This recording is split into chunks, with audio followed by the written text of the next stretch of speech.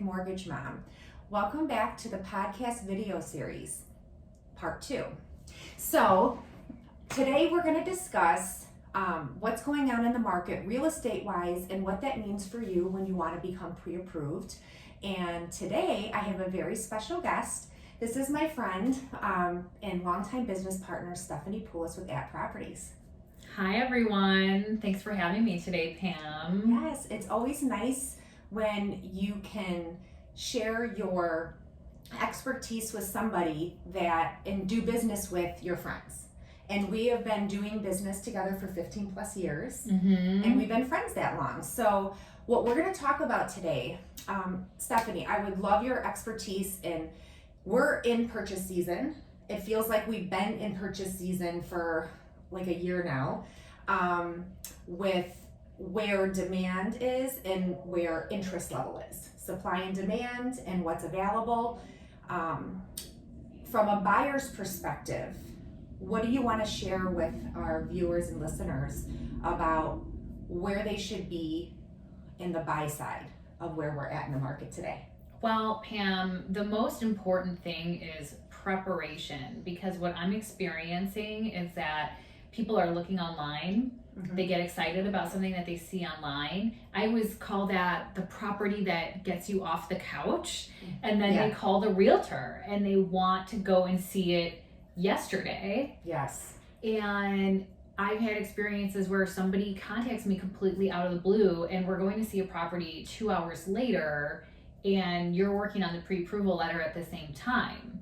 Now, some people, they've reached out to their lender, they're waiting for the pre-approval, but they still want to look at a house in the meantime because something just came on the market right away and they're really excited about it. The market is moving really fast. So I want my clients to get pre-approved as soon as possible, as soon as that idea is in their head. Sometimes people think, well, I want to make sure that there's inventory out there that is right for me, for what I think I can afford. And some people think that they're not ready and they're not going to qualify for pre-approval.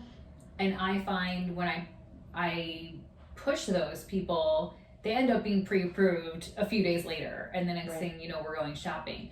But even if it's just the first property that you see, you might want to make an offer on it. I've had that happen. So being prepared with the pre-approval is key, because it is crucial when you're submitting an offer to include that pre-approval letter. Okay, so I think this is a good place for me to jump in, because for a pre-approval letter, I don't just want to pull credit, because that doesn't mean I verified income or assets or that you qualify for a program. So I like getting 2 pay stubs, 2 years of W-2s, tax returns, depending if you're W-2'd, you're salaried, or 1099'd. I want your ID. Basically, I want your credit file, because then you're halfway to the finish line. And Stephanie, when somebody wants to make an offer, how long are people going to contract these days? 30 days minimum, but I'm finding that things are moving really well. Transactions, like getting an offer or making an offer, whether you're a buyer or seller, moves really quickly sometimes. Transactions, once they're under contract, are going really, really slow in attorney approval. This is a pet peeve of mine, to be quite frank, because I'm finding that there's not, I see it as a lack of urgency on the part of attorneys, but I know attorneys are also really, really busy managing a lot of transactions. But because of that and the amount of time it takes to negotiate attorney review and home inspection issues, a 30-day closing is great, but sometimes we need a little extra time. 45 days is probably preferable. Okay, and would you say though that sometimes to be more competitive, a buyer needs to submit a 30-day close? It helps them stand out in the pile in a multiple offer situation. So with high demand and low inventory, sometimes more than you are making an offer on the same property and you have competition. You know, if I usually tell people when I issue their pre-approval letter, let me know how I can help you, because I have all your documents. Now, I want to also touch on the attorney review thing, because I get stuck there too. So once you have a contract and I'm moving this into the, the underwriting phase, I haven't ordered the appraisal yet. I usually wait until we pass through the inspection issues before I order the appraisal, because it's a cost to you as the buyer that you have to pay for that in addition to your home inspection fee. So that delays me, and then our appraisers are taking up to 3 weeks. I have some out-of-state deals where I have Minnesota deals right now. I have 2 in a row where the appraisers are charging insane fees because they're so busy. And if you don't pay the high fees to get it faster, it takes 3 weeks turn time. Wow, that's interesting. I didn't know that. I don't worry about you getting your job done quickly, because I know you will, but it's interesting to hear what's going on with changes in appraisals. Yes. I want to talk about that more, but I also want to backtrack, because when you suggested a 30-day close might be more attractive to the seller, interestingly, sometimes it is. Sometimes I'm finding it's not. Okay. There's a lot of sellers that are on the private listing network, and they may have received a contract sooner than they thought they would, or they're on the private listing network because they are moving in 3 months or 2 months, or they haven't found a new house yet. So sometimes we have to do a longer close. Okay, that's good to know. I just like people to know that if it helps make their offer go to the top of the list for review and possible acceptance, that I just want everyone else to know that we're going to make it to the table and we can do that. You would think most sellers would want to close as soon as possible, but everybody's got a different story. I try to find out what the story is before we make the offer. Okay.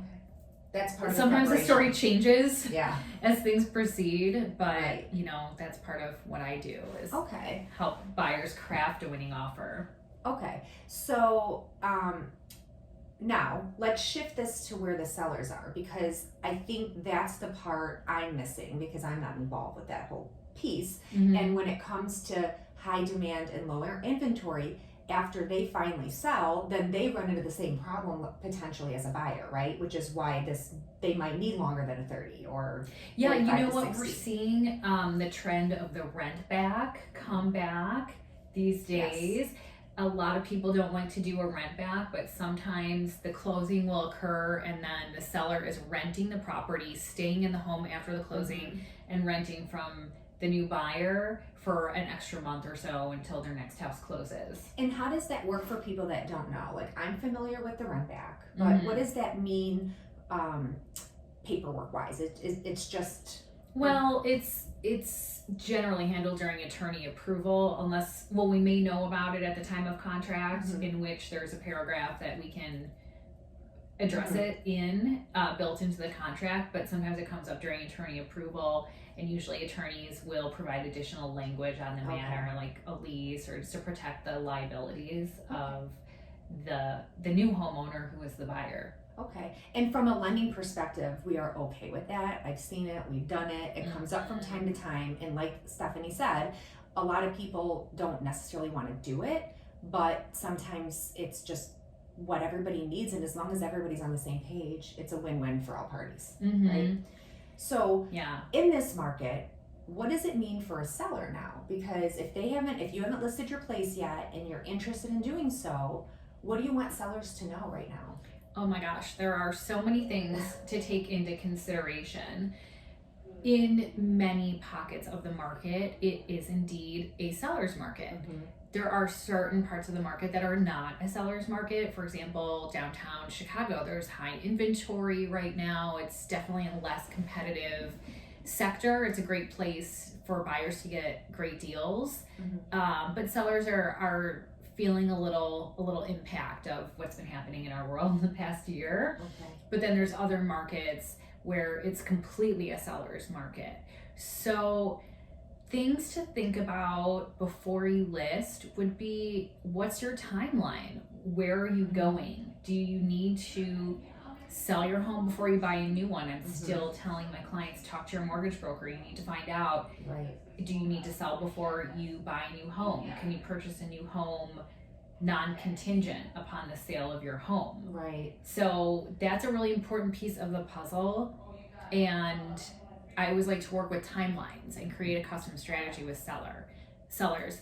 Another thing we have to take into consideration is something like the private listing network, which is really trending right now. Is that the right choice for you as a seller or not? If you're someone who's maybe on the fence about selling, or you're not moving for 3 months, or you're not really comfortable having the public in your home, those are some reasons that might cause somebody to be in the private listing network. Right. But I will say that that has gotten a lot of play in the sense that a lot of people are just throwing properties in the PLN as a marketing ploy with no photos, and they just think that they can sell anything with no pictures. That being said, I think you still, you want to go full stop and have good pictures, present the property the right way, work with your agent on the marketing plan to present the property in the absolute best light possible, whether you're going on the PLN or you're going on the open market.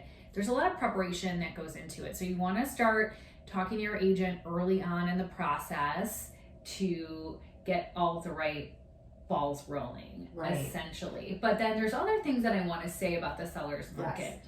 I could do a whole separate podcast episode titled Sellers Behaving Badly. Oh. It's like Real Sellers of Chicago. 2021. Okay. There's a lot of... Wait, is this pandemic related or just in general? I don't think it's pandemic related unless you want to, use the argument that everybody's stressed and has pandemic fatigue, and then you have to give everybody patience and a long leash because we're all stressed. I think that a lot of sellers think that they're hot stuff. That's funny. Ultimately, if they got multiple offers, they think they're hot shit. Okay. And that they don't have to do anything in terms of inspection items or really acting in good faith, which is a term that is included in the contract that I think is sadly often forgotten. And I want to say it's not my clients. My clients are awesome and my sellers are wonderful people, but I'll see on the other side of a transaction where there's a lot of attitude, or I even want to say, I don't want to say disrespect, but sellers don't want to take care of inspection items. They don't want to do the right thing sometimes.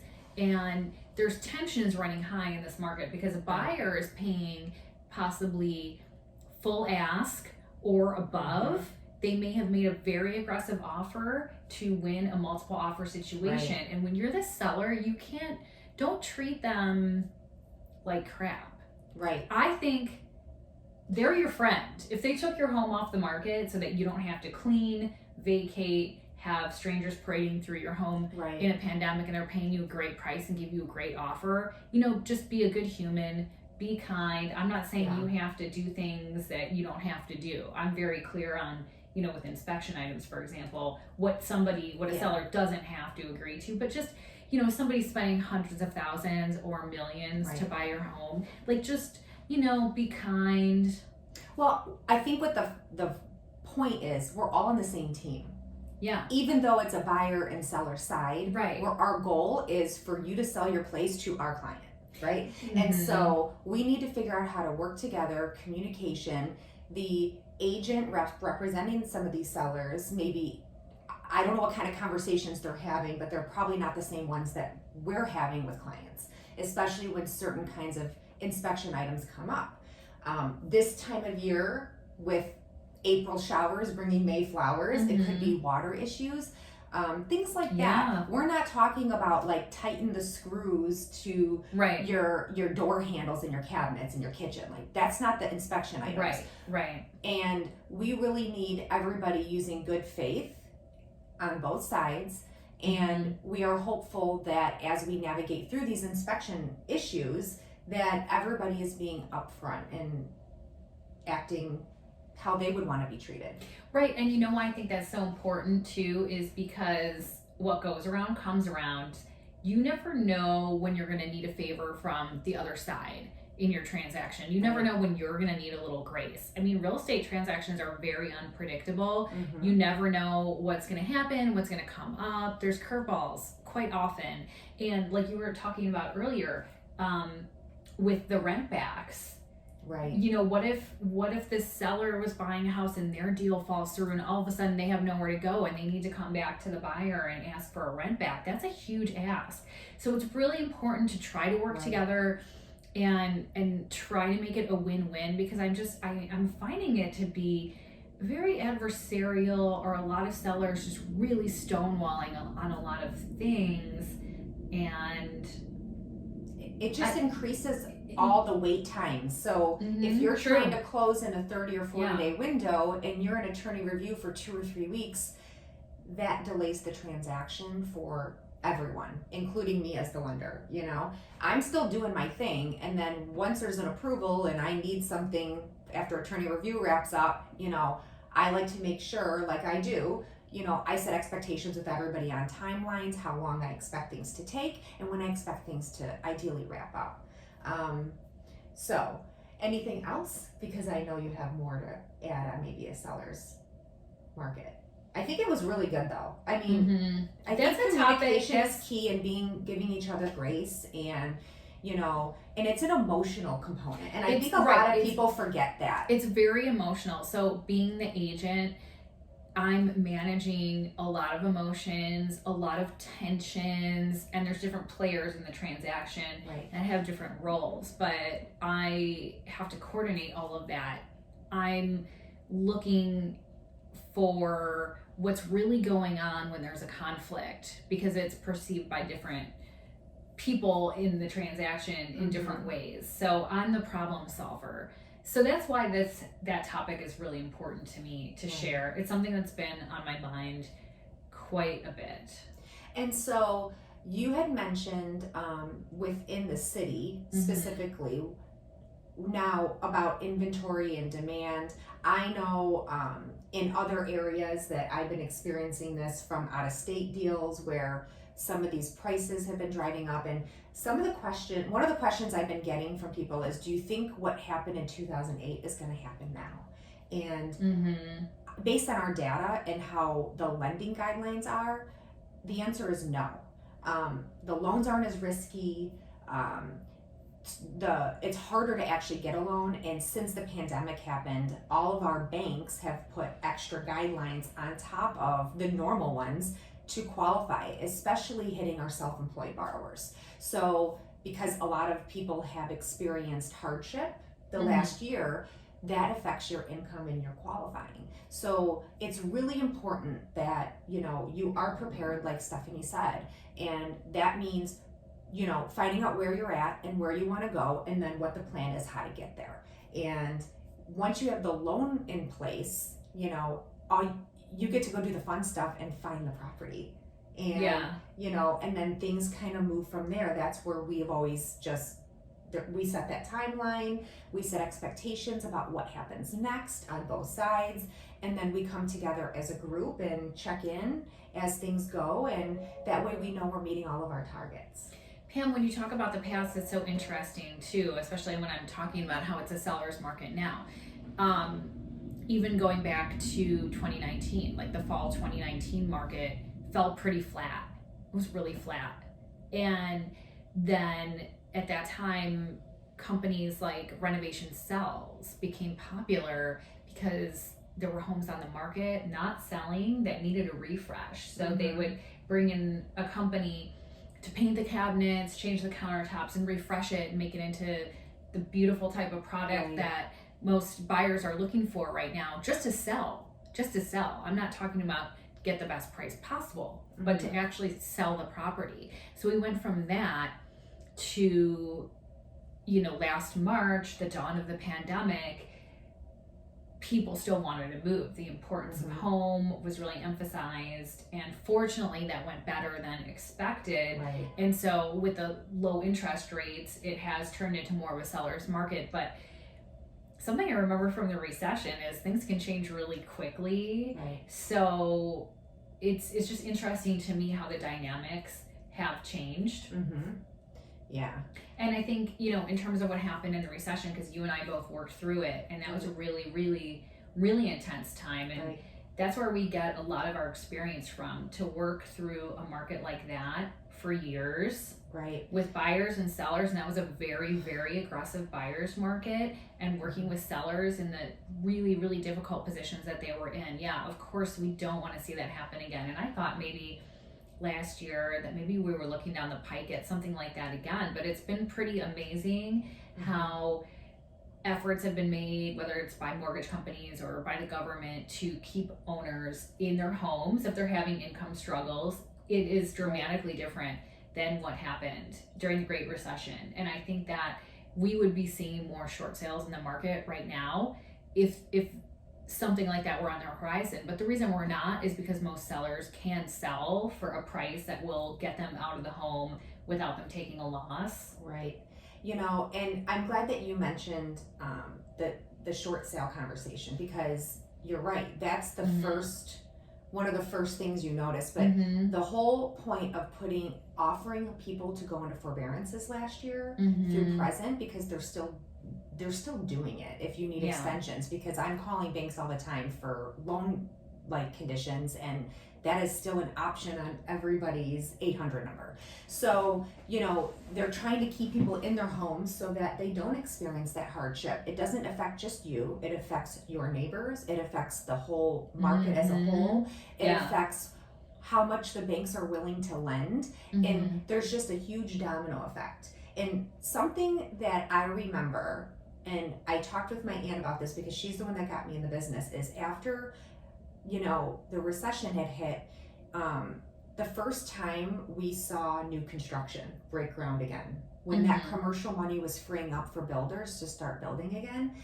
it was nice to see, because then what's coming. Lending guidelines lifted, because there was a minute where unless you put 20% down on a condo in the city, you couldn't get private mortgage insurance. Yeah. And most first-time buyers don't necessarily put 20% down, or they don't want to let go of their cash. Pam, remember when we used to do FHA loans all day? We did FHA loans, not a ton. That was never I really feel my like bread. we did a lot. I think we had to do them for that certain period of time, but then the other side of the coin of that is, if you want a condo FHA, it has to be on an approved list, which limits your options as a buyer. It was complicated. FHA is fine. I don't love doing it. Their PMI is for life of loan now, and so unless you refinance or sell, you're paying a monthly PMI, even if you have 70% equity.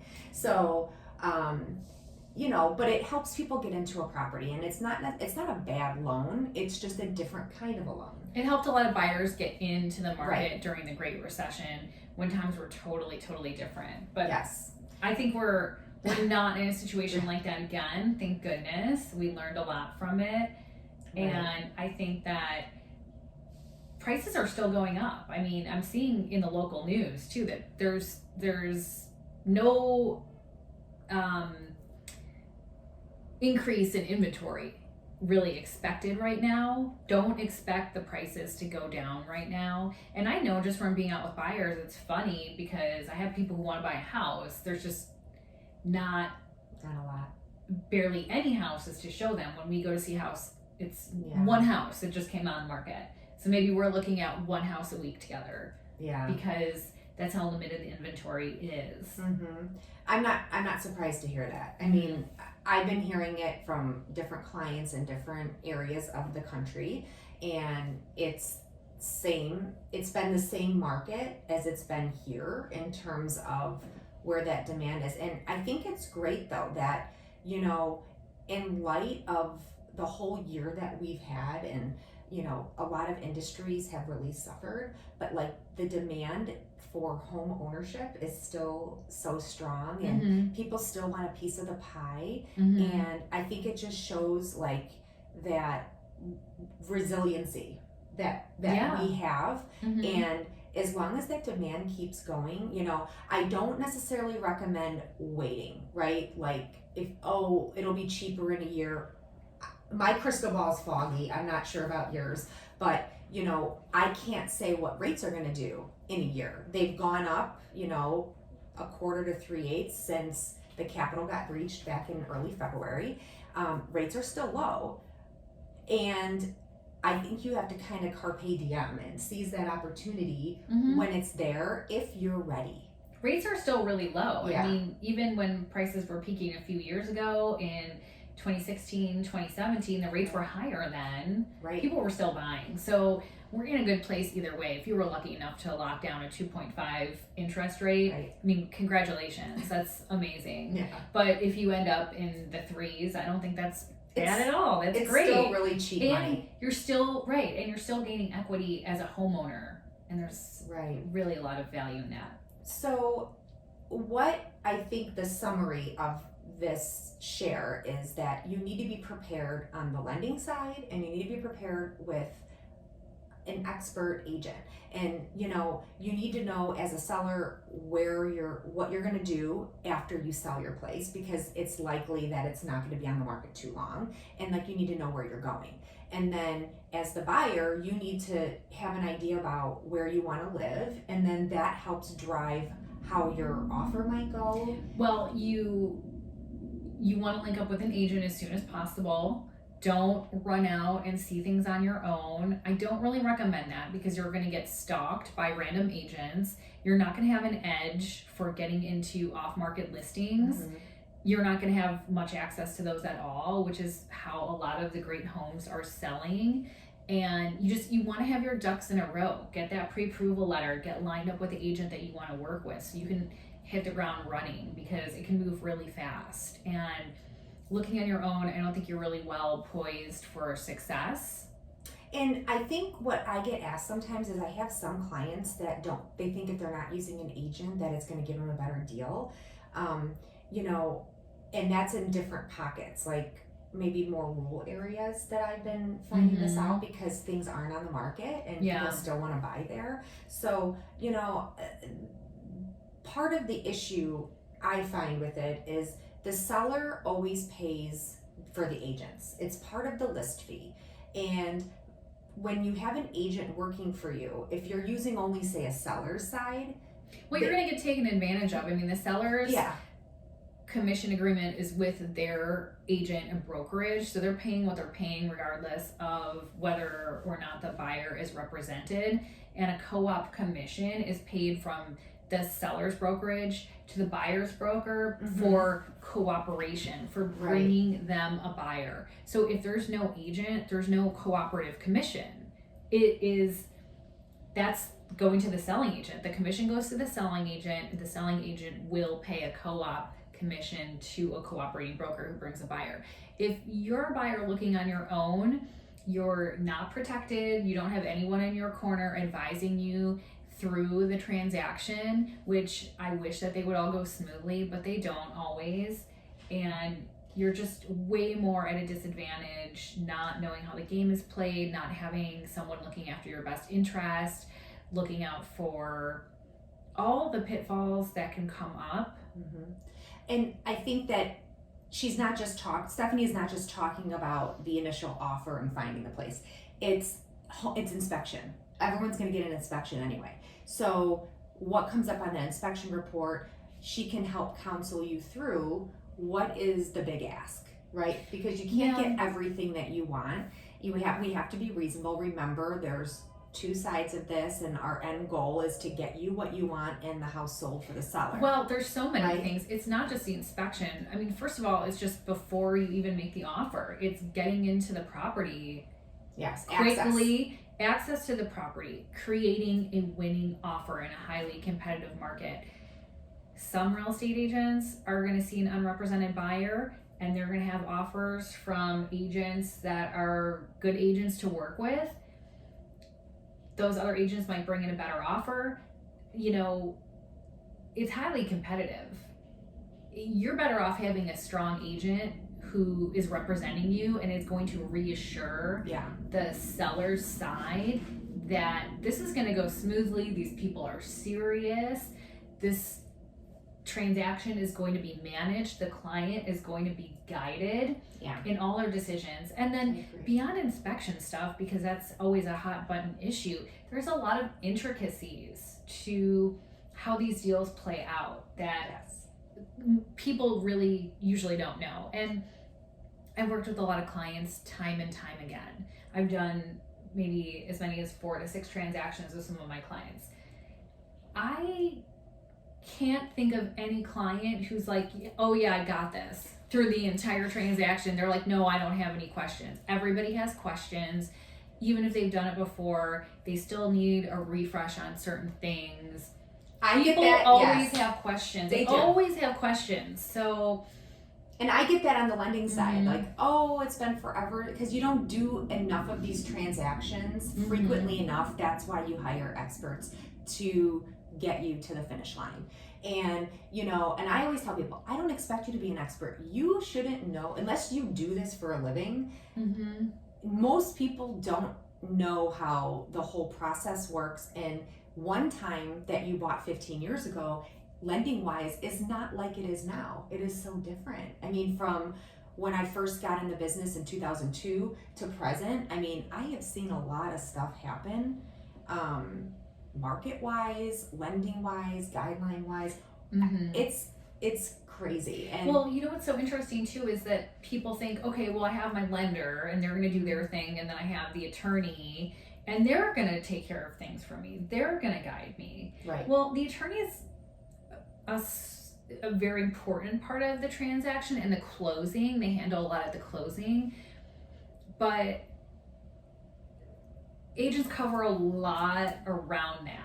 Like, I feel like when Stephanie and I are working on a transaction together, she gets to know the client so much better than me in a lot of cases, because you spend a lot of time with them. Well, I always end up being the point person. So even when Yes. it's attorney approval, when people have questions about attorney approval, Right. they still come to me. When they have questions about the loan, oftentimes they come to me. Maybe not if I'm working with you because Right. you're amazing, but Right. sometimes with other lenders, they're like, well, what's going on with this? You know, Right.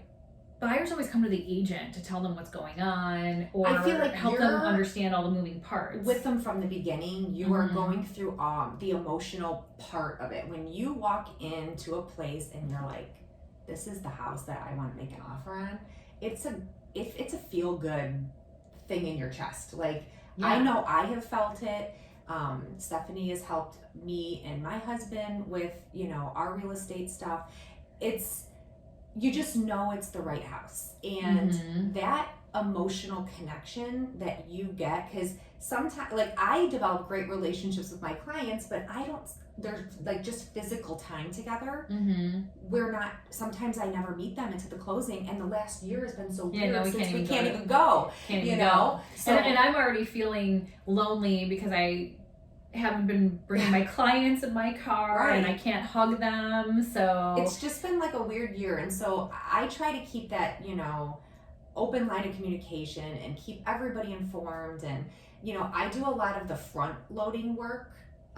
Once you're pre-approved, I have a lot of your stuff, and then it's a pretty easy. yeah, I like how you front load it. Yeah, I'd rather You do the work do. up front, and right now it's like tax season, Mhm. so a lot of people are already collecting these documents, so it's a great time. You're Yeah. already giving them to your accountant or filing your own, you know, 1040s. So I prefer, like, now's a really good time to get all your documents in, Mhm. if you're interested. So how can people reach you, Stephanie? Well, I am on Instagram at Stephanie Poulos Real Estate, and I have a website at stephaniepoulisre.com. I'm on the App Properties website. My last name is a little maybe not intuitive to spell, It's so better than mine. hopefully we can tag it on somewhere. My phone number is 847-212-8279. So shoot me a text or call me if you want to connect. Ask Pam for Ask my me. info. Yeah, so you can always find me at mortgagemom.biz or at pamelaloans.com if you want to make an application. And we will have contact information for both of us as part of this end of the video series. And thank you so much for tuning in. Comment below, email us, let us know if you have any questions. We would love to help you. Yes, indeed. Thanks, Pam, for having me. Thanks for letting us use your beautiful Gold Coast office here at App Properties. Thank you. It's so nice. I've been doing so many promo videos from my house because everyone's been home all the time. This is a nice treat. Stay classy. Stay classy.